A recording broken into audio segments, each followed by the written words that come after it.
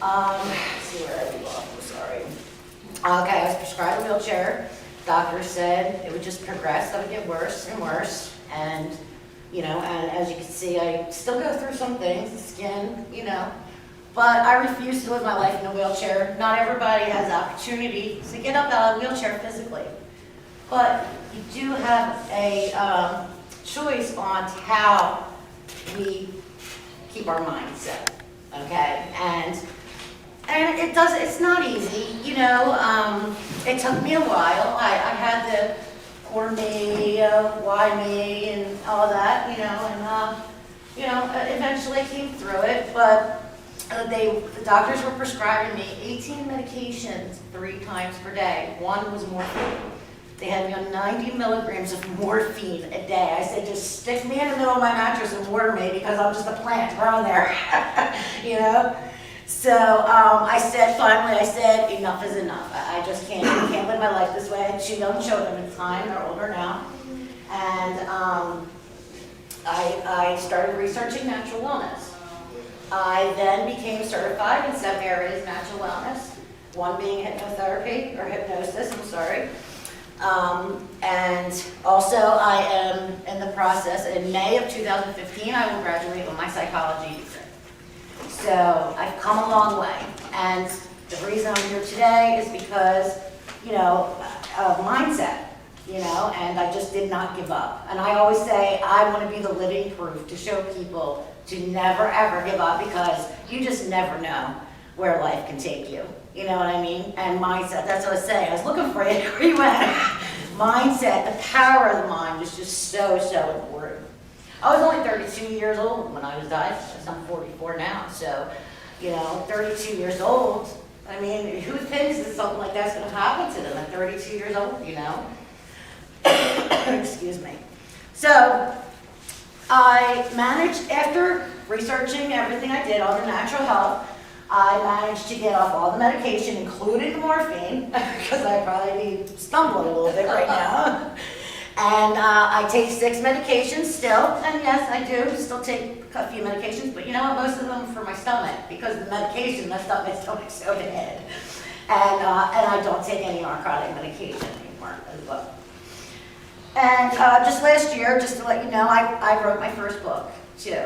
I published my first book, which is over here if you want to take a look at it. It's called 9 Amethyst Angels, Connecting and Healing with Angels. And I'm in the process of writing my second book, hopefully published this year. Thank you. So basically, as we go through life, you know, there's going to be challenges, you know, that try to take us and push us off our path. They're not there to punish us. They're not there to say, you know, God ain't up in or, you know, the Creator isn't up going, you know, elbowing Moses saying, yeah, Moses, check this out. I'm going to hit Susie with this one. Ha, ha, ha, ha, as he checks off his little list. You know what I mean? So, you know, like I said, we might not all be able to get up out of that physically, out of the wheelchair, but the power of our thoughts is what's going to help, and the choices that we make is what's going to help us get to where we want to be and transform our life. You know, maybe we're meant to, you know, if somebody still is in, you know, God forbid, I hate, you know, to even say it, but if somebody still is in a wheelchair and not able to physically get up, maybe it's because they're meant to inspire others with their story. Like that's what I always say. I want to be the living proof that it can be done. You know, I want to show people that no matter what, you can get up. Your mind, bring your mind up. Doesn't have to be just your legs. Bring your mind up, and you can do anything that you put your mind to. Anything. You know, you could be. The goal is just to take away the negative things or take the negative things in our lives and turn them into, or find the positive in everything. Because there's always something to learn. Again, learning, is there something to learn from every single experience? Ask yourself, you know, why am I going through this? You know, what's the reason or purpose? Am I supposed to learn something? You know, we have to make the option, or make the choice to turn any negative into a positive. And you know what? Again, I'm reiterating, helping other people is the most rewarding experience that you could ever have in life. There's times where, you could, going on to patterns and habits. There could be somebody that watched their mother pass out from drinking, okay, just to give you an example. Maybe your father bit your nails. I'll never forget, I would remember sitting next to my father when I was about 5 years old and looking up at him, and he was biting his nails. And I remember literally sticking my fingers in my mouth and starting to bite my nails. And thank God I don't bite them anymore, but I bit them for years because I saw my father do it. So we learn a lot from the people that we surround ourselves, or our peers, our upbringing, and we learn from the people, our behaviors, from the people that we are surrounded by. Excuse me. But just because they do it, and first biggest thing, awareness, is being aware of what's going on. That's the first step. It's like saying, it's like you have a slow leak in your tire, for example, okay? Well, if you don't know there's a slow leak, you're not gonna fix it, right? It's gonna go flat before you even realize it. So awareness is the biggest thing. If you don't know it's there, you're not gonna fix it, okay? So that's the first step of changing patterns and habits in our life. It's not easy. It's damn hard. It's really hard. It's a long road. It takes time, it takes patience, and it takes commitment. It's hard, I have to say. And patience is one of the biggest things, because you have to have patience not only with yourself, but with other people. Because once you start becoming more aware of things that are going on around you and saying things, and not everybody, transforms at the same time. Everybody has a different time frame, and you might, notice things that you might not completely agree with anymore. You might not even enjoy the same people that you used to be around before, One single step, like I said, one step it takes to start creating change. So, I want everybody to repeat after me. I want to change my life now. I want to change my life now. All right, one more time. Come on. A little louder. Awesome. And that's all it takes. Just takes a commitment to say, I want to start changing my life, and take action. Take action on that thought. So you have to take time to self-reflect. Another thing, and it's funny because you kind of caught a lot of my thoughts. Living somebody else's dream or somebody else's goals is not the way to do it. Don't allow others to draw your path, okay? Take the time, look within yourself. Say, what do I love to do? I love to teach as well. And you know what? When I was little, I said I want to be a veterinarian. I love animals, yes, but I'm not going to talk to a whole bunch of animals. Well, I don't know about that. I do that at home. They listen too, believe it or not. But, I would never thought I'd be standing up here today. But everything happens for a reason. If I didn't get RSD, I would have never researched natural wellness. If I never researched that natural wellness, I would have never went to school for my psychology degree. And if I would never be standing here today doing what I'm doing. And I always looked for approval from everybody else.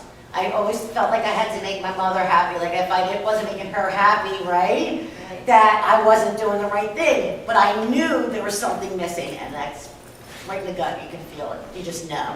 Finally, I turned it around. I said, and she's not unhappy with me now, don't get me wrong. It's just that, it takes time sometimes to find these things within ourselves. Can't truly give, you're not responsible for other people's happiness. We're not. It's like saying, I'm going to give you $10,000. I'll be right back. I only got $1,000 in the bank. How do you give something you don't truly hold or have? You can't. You have to find yourself. You have to go within and find your passion. So, what, like I said, starting to change. So think about what you want to change in your life and take one step at a time. You can't do more than one thing at a time. And I'm sure being a hypnotist, you understand this as well. That you have to because your mind just can't do it. It's just, you need to take one step, do one thing, because if you say, oh, I want to change this, I want to change this, I want to change this, I want to change this, and you're setting yourself up for failure. You know what I mean? You're really setting yourself up for failure. So, yeah, you can make a list, and this is something I'm going to talk about in a minute too. Make a list, put it at the top of a notebook, and grab a notebook, just keep it for goal setting or goal planning, and say, I'm right at the top of the page, I want to change real big, okay? Then make your list. But then, after you make that list, turn to the next page. Write the one thing down that you can even rank them or categorize them, and start on that one thing. Okay? Just once. It takes baby steps to heal, and like I said, time, patience, commitment. Because you don't want to cause unnecessary stress in your life, because that's what you're doing. If you try to tackle too much at one time. Once we start doing that and we start creating change in our own lives, then we set examples, new examples for our future generations. Okay, so just like we learn from our parents' behavior or our peers, we want to set new examples and change those patterns from our generations before. Because our parents, not that our parents are wrong, but they learned it. They learned it too. They don't know. They think it's right because they learned it from their parents, and their parents learned it from their parents, and it goes on and on and on. I truly believe, in my opinion, that this is now the time to start creating change and changing old patterns that have been repeated in the world for years. And our future generations will be just that. Excuse me. So, to begin creating change is, you could use hypnosis, okay? Hypnosis, you can change patterns, habits, fears, so much. Weight, smoking, everything. There's just so much. The list goes on and on. So I want to tell you about what hypnosis is, okay? It's a natural process that helps to modify behaviors. With the use of post-hypnotic suggestions, guided imagery, and metaphors. It can help with many different things, assisting, again, weight management, smoking cessation, stress management, and since we're talking about change, I want to stick with just the change part. But, that could be letting go of the past, releasing fears, increasing feelings of self-worth, reducing and managing stress, motivation, enhancing memory, creativity, self-esteem, sleep issues, separation. It just goes on and on and on. It really does. There's so much that goes with that change process, But let's get to the good stuff, which is the myths, okay?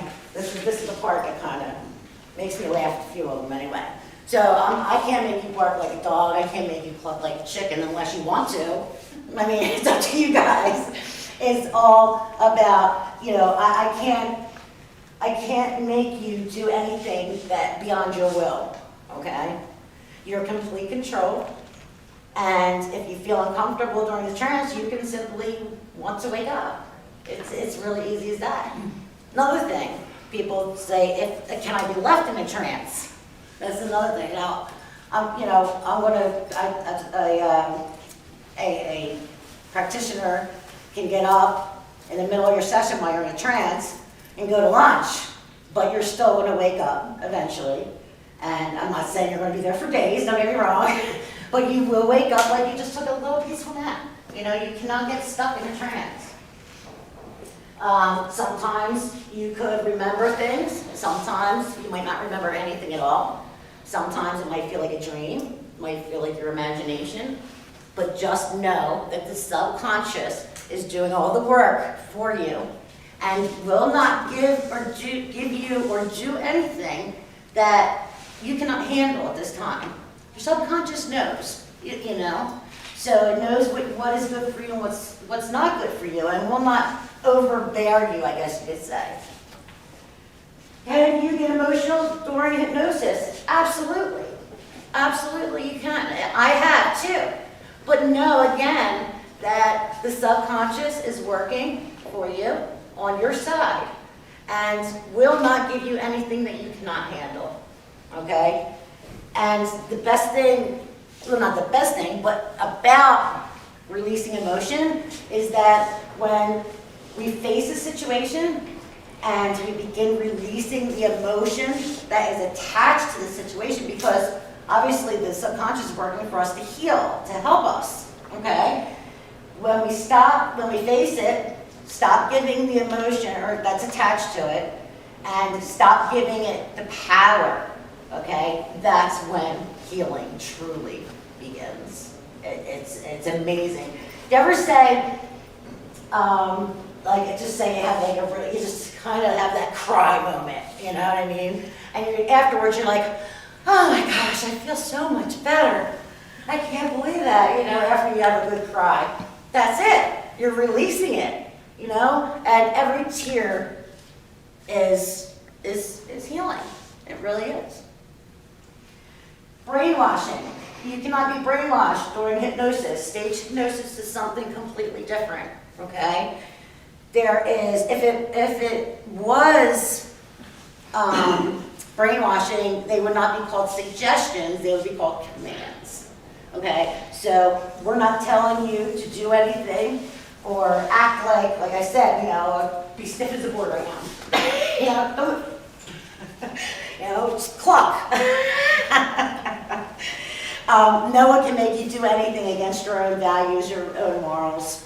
You can't be forced to do anything unless it's your will to do it. On my website, which is within the handouts, you can find a vast amount of information on hypnosis fact sheets. Trying to think of the word, drawing a blank. I'm drawing a blank. It tells you about the difference in between hypnosis, therapy, and another one, behavioral something, and it gives you like statistics.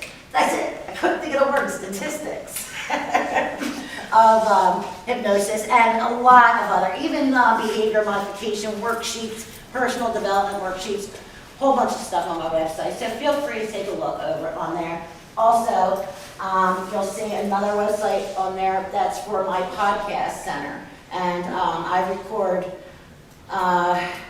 guided meditations and also personal development worksheets, and feel free, everything's free, so feel free to take a look and listen in, okay? What's the address on that, please? On my podcast center is www.lifeu.me, and my website is www.lifeshareuniversity.com, okay? So basically, I want you to think of hypnosis as this huge magnifying glass, okay? Whatever you're focused on while in a hypnotic state becomes lifelike. Because of this magnifying effect, what we want to successfully achieve in the future, and again, stating it like it already is, and the way we desire it, we begin to live out the goal, and we can start living out the goal immediately. How? Because we have our own perception of past memories, so why can't we create future ones? We have our own perception, images, like you were speaking of images, perception. Like how I'm saying this moment right now is completely different than you guys. It's completely different because we all have our own way of saying things. Same thing. Make your future the way you desire it, not how mom or grandma or your husband or how everybody else sees it. Make it the way you see it with your passion. So if you are all willing, I'd like to do a little suggestibility test, it's called, with everybody. I want to show you what it's like. It's not a complete hypnotic state. It's just to show you how the imagination works for you. Is everybody willing? Yeah? Everybody good? Okay. All right, so relax, get yourself just a little relaxed or comfortable in the chair, let your arms hang loose. Hi, how are you? I'm good, how are you? Good. Good timing. Yeah. Okay, so I want you to, everybody to